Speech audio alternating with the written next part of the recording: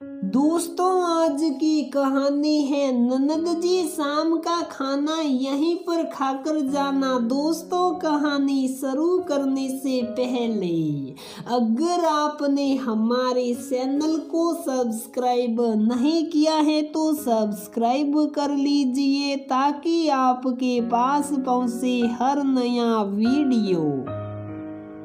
लो फिर एक नई साड़ी, लगता है पूरी तनख्वाह कपड़ों पर ही खर्च करती हो। अलमारियां ठूस ठूस कर भरी हुई हैं लेकिन मन नहीं भरता है। वैसे कितनी तनख्वाह मिलती है तुम्हें बहू?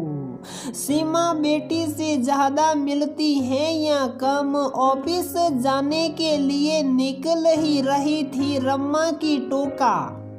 सासू माँ ने गुस्सा तो ऐसा आया कि करारा जवाब दे, लेकिन बड़ी हैं और सुबह सुबह अपना भी मूड खराब नहीं करना चाहती, इसलिए स्कूटर की चाबी उठाई और चल दी। रम्मा देखा घमंड तो इतना है कि जवाब तक नहीं देती।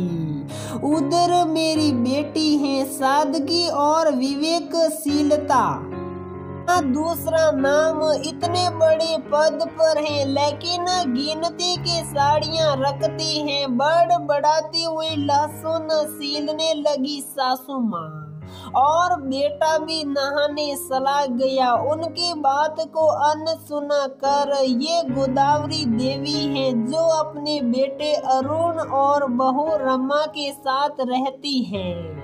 एक बेटा और एक बेटी और हैं इनके जो इसी शहर में रहते हैं और आते जाते रहते हैं, जैसा कि ज्यादातर घरों में होता है। जिसके साथ रहते हैं उससे कभी संतुष्ट नहीं होते वृद्ध लोग। गोदावरी जी उनमें से ही एक हैं। रहती रम्मा के साथ हैं लेकिन अच्छी लगती हैं। दूसरी बहू और बेटी रम्मा एक प्राइवेट कंपनी में नौकरी करती हैं। बड़ी शौकीन और खुश मिजाज औरत हैं वह।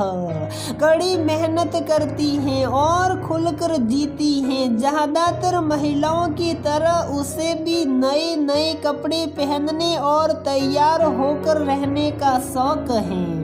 अपने पैरों पर खड़ी हैं और समझदार भी, इसलिए पति देव भी कोई आपत्ति नहीं जताते, लेकिन सासू माँ उन्हें बिल्कुल पसंद नहीं। उसका यूं कपड़ों पर खर्च करना ऐसा नहीं है कि जरूरत से ज्यादा खर्च करती हैं या सिर्फ अपने बारे में सोचती हैं, लेकिन कपड़ों को व्यवस्थित रखना भी एक कला है जो बहुत अच्छे से जानती है रमा। इसी वजह से उसके कपड़े हमेशा नए दिखते हैं जो सासू माँ को भ्रमित कर देते हैं। ऐसा भी नहीं है कि वह सासू माँ के कपड़े गंदे रखती हैं या उनका ध्यान नहीं रखती, वह सबका ध्यान रखती है, लेकिन जिसे संतुष्ट होना ही नहीं उसका क्या।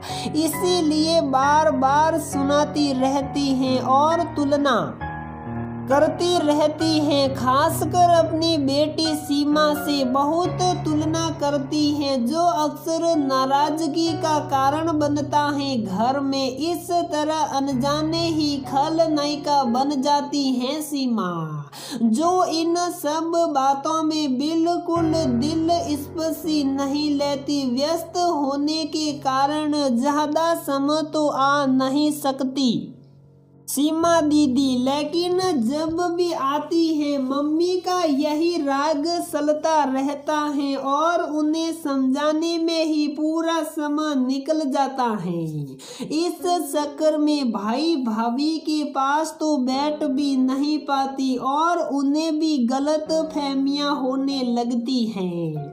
आज फिर यहाँ से गुजर रही थी सीमा तो माँ से मिलने।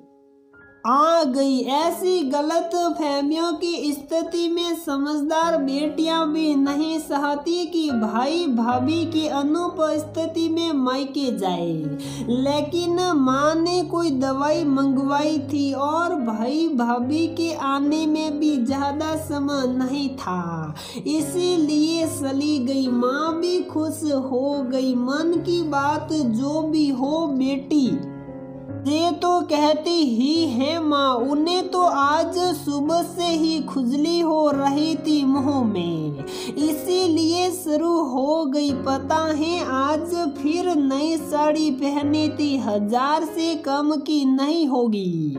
उस पर तरह तरह का मेकअप, पता है हर 15 दिन में ब्यूटी पार्लर जाती हैं। तुम भी तो उसी की उम्र की हो, फिर भी इतनी विवेकशील हो, लेकिन उसे तो लगता है घर ही नहीं सूझता, ना पैसा बसाना, ना सही जगह लगाना, बस उड़ाना। पता नहीं इतने कितने रुपए कमाती होगी, तुम्हें पता है कुछ?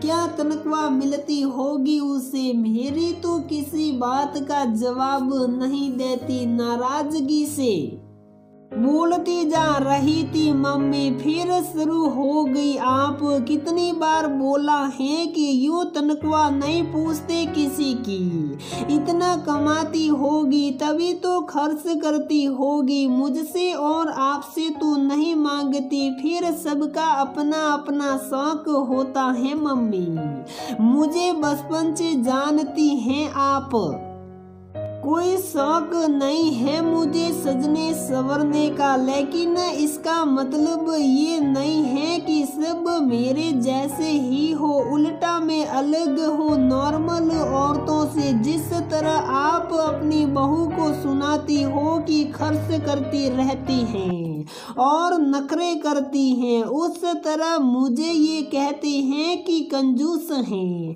पर क्या करूँ, ना पसंद है ना आदत, इसलिए बोलने देती हूँ। सीमा ने जवाब दिया, अरे शौक पूरे करने से कौन मना करता है, लेकिन बसत भी तो कोई चीज है, ऐसे ही चलता रहा तो बुढ़ापे के लिए क्या बसाएगी। पता है उसकी उम्र में मैंने खुद की बचत से 10 तोला सोना खरीदा था और ये कपड़ों में उड़ा रही हैं। आपने सोना भी अपने शौक के लिए ही खरीदा था ना, जैसी खुशी आपको सोना पहनकर होती थी वैसी उसे इन सब चीजों से मिलती है।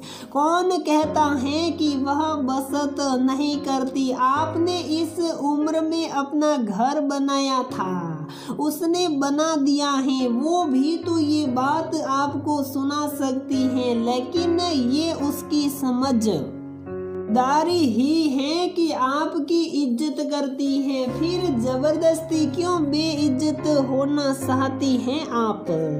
दुनिया देखी नहीं कैसे कैसे बेटे और बहुएं होती हैं, आपको अच्छे मिले हैं तो आराम से रहिए ना, और उनको भी रहने दीजिए। सीमा समझा ही रही थी कि अरे दीदी आप कब आई? दरवाजा खोलकर अंदर आ गई रमा। अभी ही आई, आज इस तरफ ही आई थी तो सीमा ने बताया। अच्छा साई लोगी ना, शाम का खाना यहीं बना रही हूँ, खाकर जाना, किचन में जाते हुए बोली रमा। और समझ सुखी थी, सीमा की बात सुन ली है उसने, लेकिन खुशी थी कि ना समझे ना समझे रमा की गलत फहमियां जरूर दूर हो चुकी हैं अपनी ननद के प्रति। तो दोस्तों हमारी ये कहानी यहीं पर समाप्त होती है।